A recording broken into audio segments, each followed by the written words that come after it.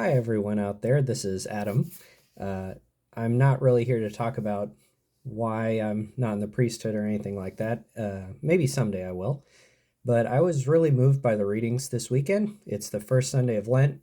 I just wanted to share some thoughts I had about those.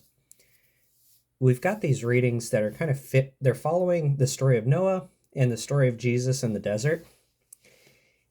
And I think connected with all of these things, it's worth thinking about the catechumens who are going through this Lenten season, who are preparing to be baptized at Easter, because I feel like that's the central theme holding all these readings together.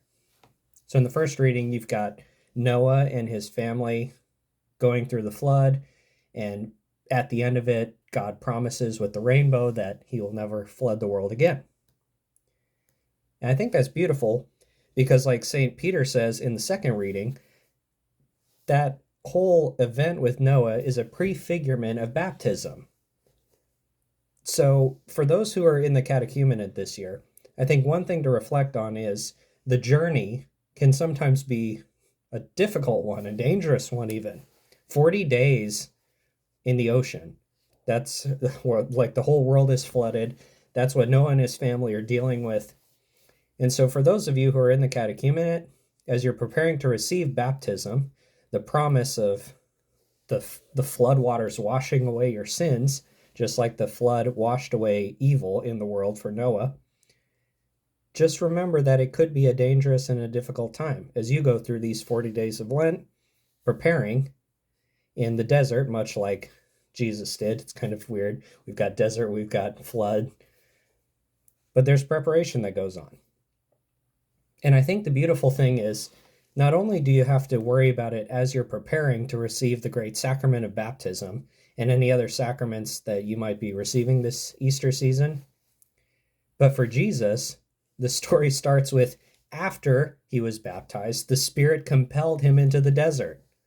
So on one end, you're wandering, you're on this ark that is saving you from destruction in the flood.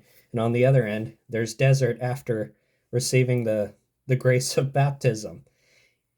And the interesting thing is, like I heard in the homily today from the Mass I went to, is that Jesus was compelled by the Spirit. He didn't really choose that, but he was sent out into the desert and he was tempted by Satan.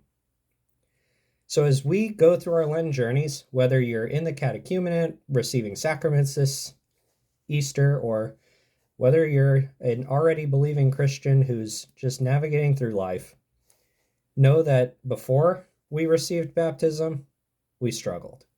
Even those of us who were as a child. But even after you receive baptism, there can be difficulties that arise. But God's promise never fails, no matter what. No matter what things you're navigating through life, no matter even if you leave the priesthood for whatever reason, that God has not forgotten you or abandoned you, no matter what. God bless you, and I hope you have a beautiful Lent.